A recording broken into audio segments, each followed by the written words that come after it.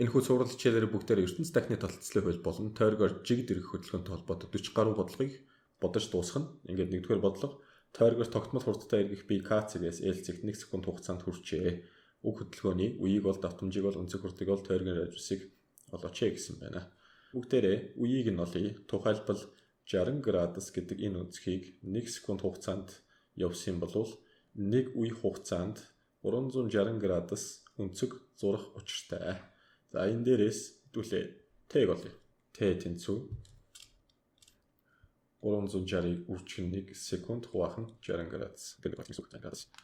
Ингээ хураагдаад 6 секунд болох нь байна. Давтамжийг нь олъё. Давтамж нь үеийн эсрэг хэмжигдэхүүн. Нэгийг хуваах нь 6 секундын хасах нэг зэрэг буюу герц гэж бас тэмдэглэж болно.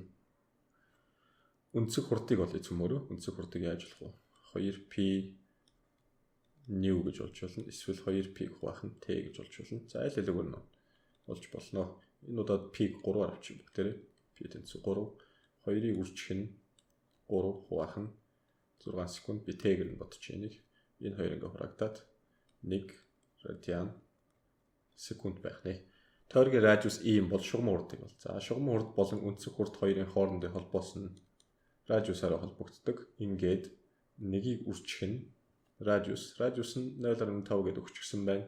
Тийм учраас 0.5 метр секунд болно. Цахилгаан хөдөлгүүр ротор 1 минутанд 3600 бүтэн эргэжээ. Үеийг бол давтамжийг бол өнцөг хурдыг олооч гэсэн байна. Үе хугацаатай холбоотой. Энийг наагч. Тийм учраас бүгдээрээ 1 минутыг дээр нь бичээд тэр нь 60 секунд 3600 эргэлтийг нь доор нь биччихье. Энэ дээрээс хэд гарах вэ? Энэ дээрээс 61 гарах нь байна тийм ээ. 61 юу вэ? Секунд. Давтамжийг нь олъё. Бэдэн. Давтамж нь үеийн эсрэг хэмжигдэхүүн буюу нэгийг хуваах нь 60 секундын хасах нэг эсвэл герц. Өнцөг хурдыг олъё бүгдээрээ. Энэ удаад өнцөг хурдыг нь давтамжаар нь олъё цөмөрөө. P-г нь бас 3-аар авчи 2-ыг үржих нь 3-ыг үржих нь давтамж тэр маань 60. Ингээд омега тэнцүү 360 юу вэ? Радиан секунд. Жигд эргэж буй 30 см радиустай дугуйн өнцөг хурд нь 50π радиан секунд байсан бол өнцөг хурдыг өгсөн байна. Дугуйн эргэлтийн үе ба давтамжийг бол цаашлаад энийг ашиглаж шийдвүлээ. Эргэлтийн тэнхлэгээс 10 см зайд байгаа цэгийн шугамн хурдыг бол C-д дугуйн захын цэгийн шугамн хурдыг олооч гэсэн байна. Радиусыг нь шууд метрээр шилжүүлж энэ бол 0.3 метр. Омегаг нь өгсөн байна. Омега нь 50π рад секунд ингээд өгчихсөн байна. Дугуйн эргэлтийн үе ба давтамжийг нь олъё. Яаж болох вэ гэвэл мэдээж ойлгомжтой. 2π хуваах нь t гэдгээс бүгдээр үеийг нь болж байна. Тэр нь 2π омегад хуваасан та тэнцэнэ. Ингээд 2π өнөөх нь 50π байгаа. P-нүүд нь хураагдчихна. Нэгийг хуваах нь 25 юу вэ? Секунд болох нэ. Давтамжийг нь олъё. Давтамж нэгийг хуваах нь t. Энэ нь 25 секундын хасах нэг энэ удаад би герцээр нь тэмдэглээ тавьчихъя. Энэ ингээд А болох нь байна. Эргэлтийн тэнхлэгээс 10 см зайд байгаа цэгийн шугамын хурдыг хэрхэн яаж болох вэ гэвэл ингэж болно. Омега үржих нь тэр 10 см зайгаараа үржүүлээд олчихно гэсэн бүгдээр. Энэ дээрээс энийг V' гэж бүгдээр V' тэнцүү. Омега чинь угаасаа 50π гэж өгсөн байгаа юм байна. 50π үржих нь 10 см буюу 0.1 метр. Ингээд омега штрих 5π-ийн 15 метр секунд V' ингэж гарсан. C-д нь дугуйн захын цэгийн шугамн хурдыг олооч гэсэн. Бас л адилхан. За тэр захын цэгийн шугамн хурдыг бүгдээрээ 2'-ээр тэмдэглэжээ. Ингээд захын цэгийн одоо тэр радиус нь 0.3 метр байсан. Омега нь 50π байсан. Ингээд үржигдвэл энэ дээрээс хэд гарах вэ гэхээр ба штэ. 15π. P3-аар 45 юу вэ? Метр секунд гарна. 4. Нисдэг тэрэгний сенс 1200 эрг минут давтамжтай эргэнэ. Буюу 1 минутанд 1200 удаа бүтэн эргэнэ гэсэн үг. Давтамжийг нь өгсөн байна. New өгсөн байна. Сенсний эргэлтийн үеийг бол эргэлтийн үеийг бүгдээрээ хэрхэн яаж болох вэ? Нэгийг хуваах нь Т гэж болчихно. Энэ нь давтамж. Энэ бол нэгийг хуваах нь new байх нь ойлгомжтой. Тэгвэл нэгийг хуваах нь 1200 эрг минут, 1200 эргэлтийг хуваах нь 60 секунд. Энэ удаа секундын дээшээ гараад ирнэ. За эдгээрийг л ингээд хооронд нь хуваагач. 6 20 доороо 20 дээр нэг болох нь 21 секунд байх нэ. Сэсний урт ийм бол захын цэгийн шугамн хурдыг олооч гэсэн байна. Захын цэгийн шугамн хурдыг яаж олж болох вэ бүгдээрээ? Ингэж олж болно. Энэ шугамн хурд нь өнцөг хурдыг r-ээр үржүүлсэнтэй тэнцэнэ гэж олчиж болно. Тэгэнгүүт өнцөг хурдыг яаж илэрхийлж болох вэ гэвэл ингэж илэрхийлж болно бүгдээрээ 2p new гэж илэрхийлж болно. Үржих нь радиус. 2-ыг үржих нь p3-аар авчиж дахиад new 1200 эрг минут. 1200 яг үндэ бид нар секундэд хуваана. За тэр нь хэд болох вэ гэвэл 20 секундын хасахныг зэрэг болно. 20 үржих нь 2.5. Энэ чинь 300 метр секунд.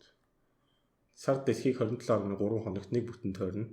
Дэлхийгээ сар хүртэлх зай 384 мянган км бол сарны шугамн хурдыг олооч. Сарны шугамн хурдыг дараах байдлаар бичиж болно. Омега үржих нь r. Энэ омегаг хэдүүлээ яаж илэрхийлэх вэ гэвэл яг саяны шиг 2p хуваах нь нэг үе гэдээ илэрхийлж болно. Тийм учраас тэр нь 2p хуваах нь t үржих нь радиус байх нь. P-гийн дахиад 3-аар бодчих бүгдээр орлуулъя. 2-ыг үржих нь 3, хуваах нь 27.3 хоног. Нэг хоногт 86400 секунд байдаг. Үржих нь радиус. Радиус нь 384 мянган километр. Километрийг дахиад нэмэх юм бол 10-ийн 6 зэрэг болно. Метр рүү шилжүүлээд ингээд энэ хэд гарах вэ?